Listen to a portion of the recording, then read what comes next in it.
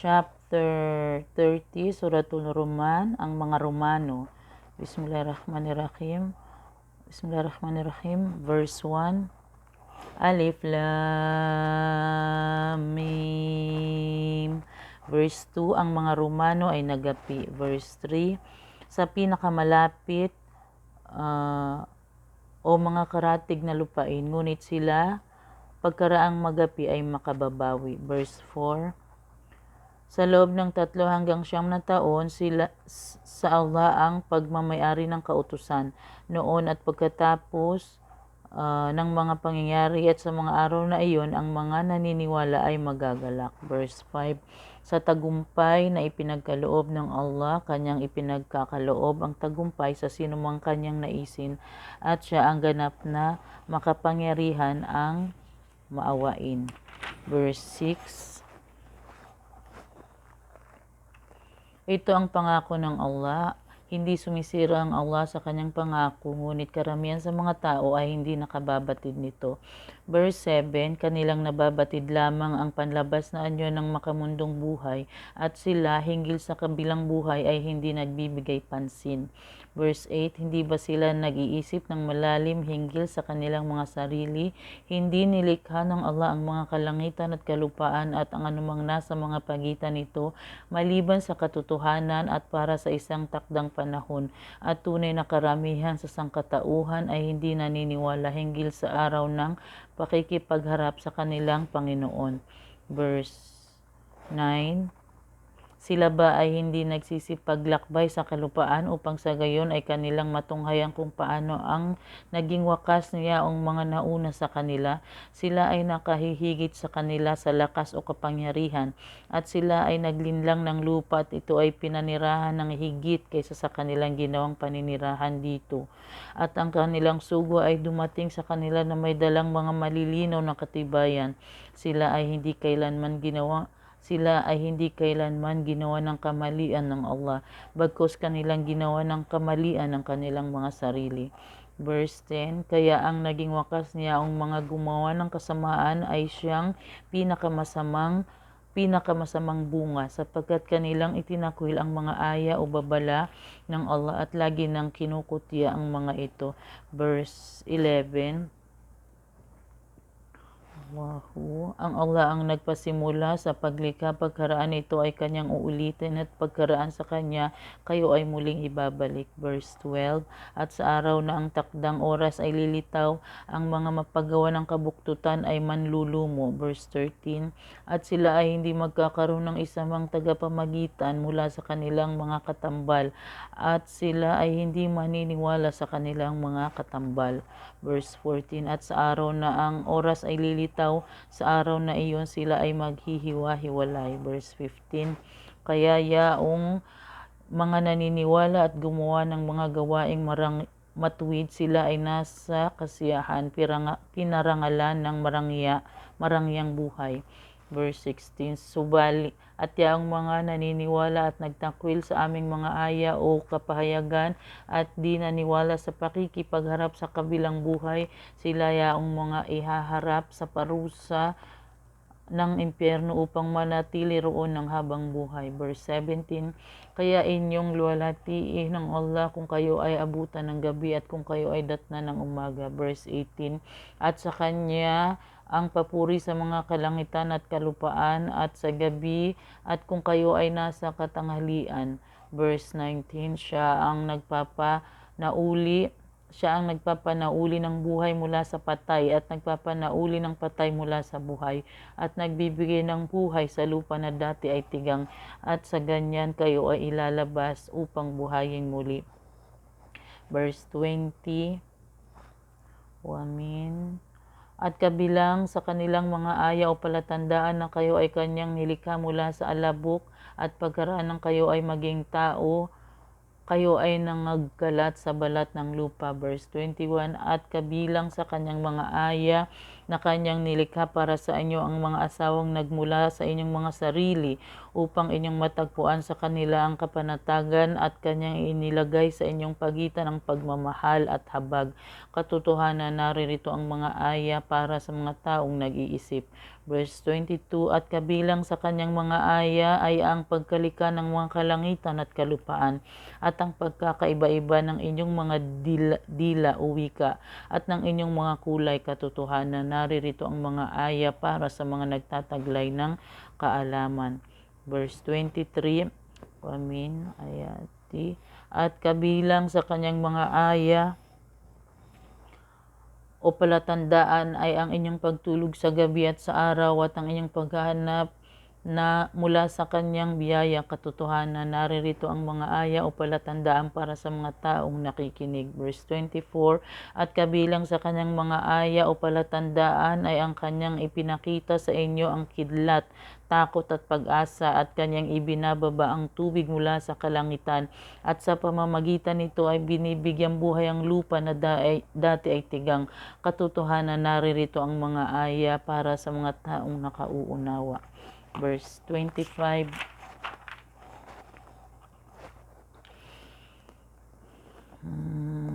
at kabilang sa kanyang mga aya o palatandaan ay ito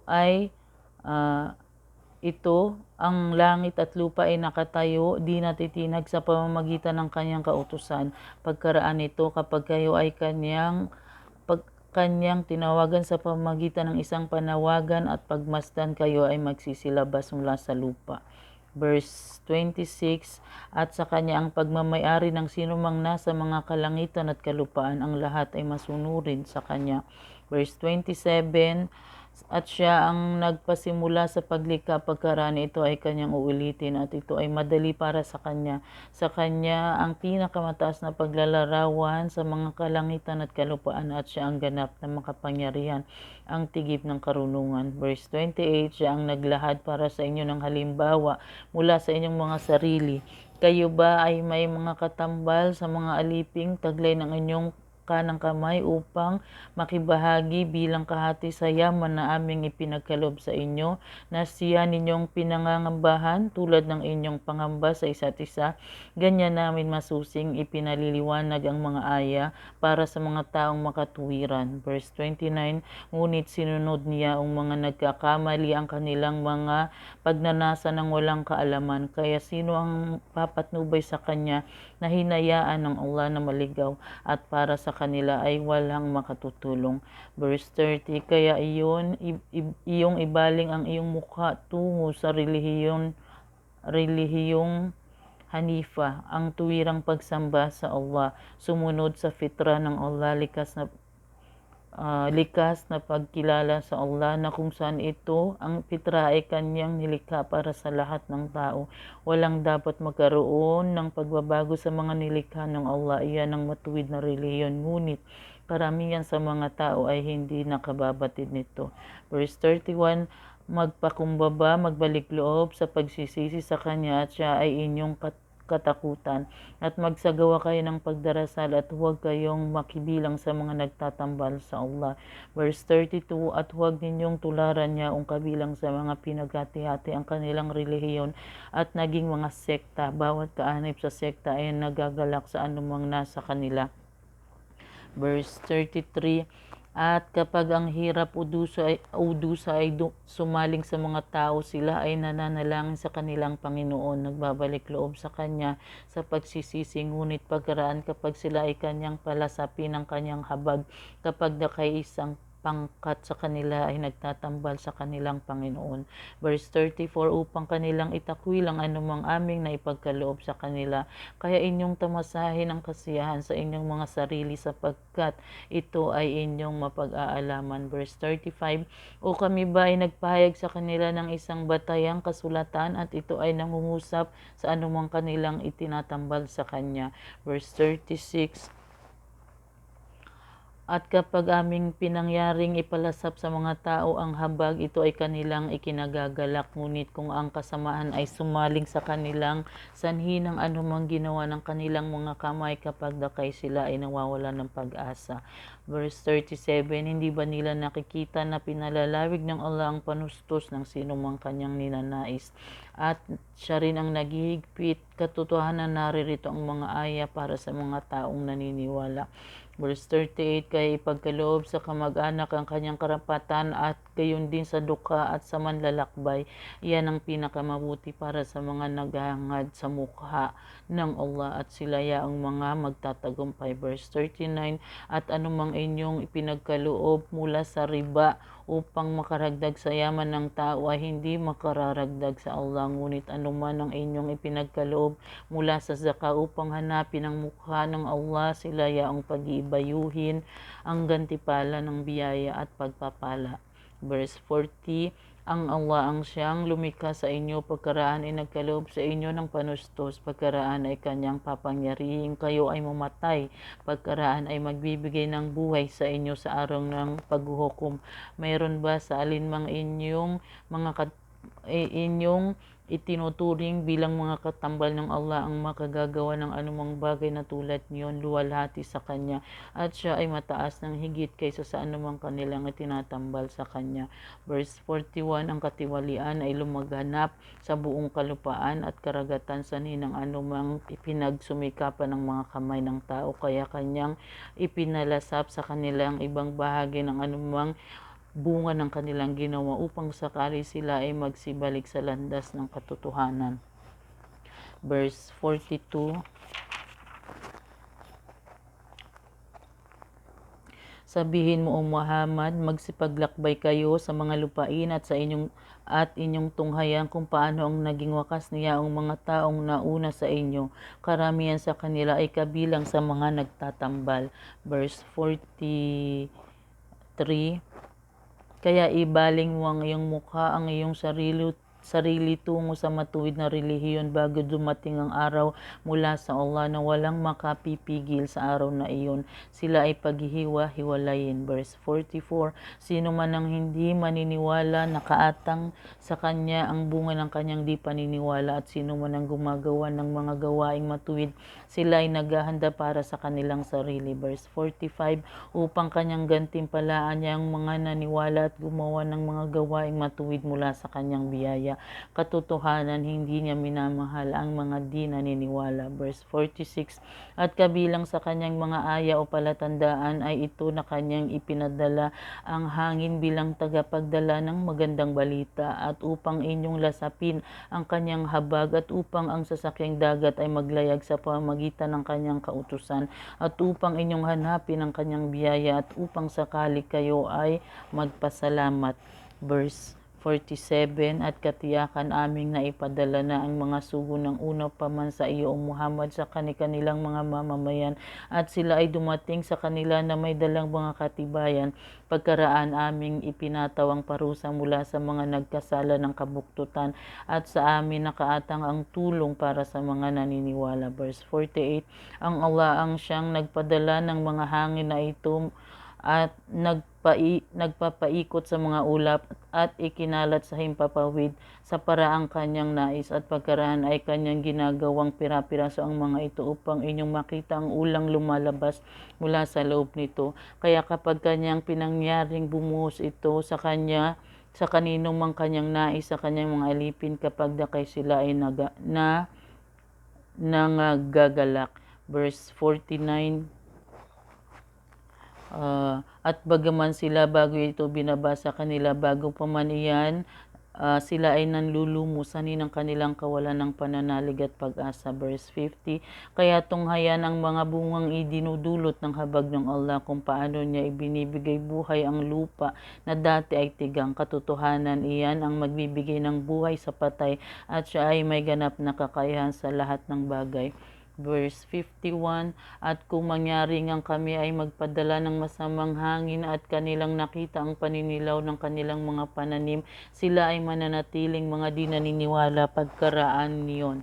Verse 52, kaya katotohanan, O Muhammad, hindi mo magagawang makarinig ang patay at hindi mo magagawang makarinig ang bingi sa panawagan kung sila ay magsisiurong ng pabalik sa kawalan ng paniniwala. Verse 53, at hindi hindi mo mapapatnubayan ang bulag sa katotohanan mula sa kanilang pagkaligaw. Magagawa mo lamang makarinig yaong mga naniniwala sa aming mga aya o kapahayagan sapagkat sila ay tumataliman ng buong katapatan. Verse 54, ang Allah ang siyang lumikha sa inyo mula sa kahinaan. Pagkaraan kayo ay ginawang malakas pagkatapos ng kahinaan. Pagkaraan ng lakas ay muling ginawang mahina at maputi ang buhok. Siya ay lumikha ng anumang kanyang nais at siya ang malalim ang may ganap na kakayahan. Verse 55, at sa araw ng oras ay lilitaw ang mga mapagawa ng kabuktutan ay manunumpa na sila ay hindi na malagi sa mundo. Maliban sa isang oras lamang, ganyan sila nalinlang ng papalayo mula sa katotohanan. Verse 56, at yaong mga ginawaran ng kaalaman at pananampalataya ay magsasabing, tunay na kayo ay namalagi sa mundo ng ayon sa takda ng Allah hanggang sa araw ng pagkabuhay na muli. At ito ang araw ng pagkabuhay na muli, ngunit ito ay hindi ninyo lagi nang nababatid. Verse 57, kaya sa araw na iyon ng kanilang pangangatuwiran ay hindi makatutulong sa mga gumawa ng kamalian at sila ay hindi papayagan upang palubagin ang puot ng Allah. Verse 58, at katiyakan aming inilahad para sa sangkatauhan dito sa Quran ang bawat uri ng paghahalin tulad. Ngunit kung sila ay dalhan mo sila o Muhammad ng isang aya o katibayan, yaong mga di naniniwala ay tiyak na magsasabi, tunay nga na kayo ay mga mapaggawa ng kabulaanan. Verse 59, ganyan nga sinasara ng Allah ang mga puso niya ang mga hindi nakakaalam sa katotohanan ng Islam. Verse 60, kaya ikaw ay maging matiisin, katotohanan ng pangako ng Allah ay totoo at huwag mong hayaang ikaw ay bagabagin niya ang mga walang katiyakan sa pananampalataya.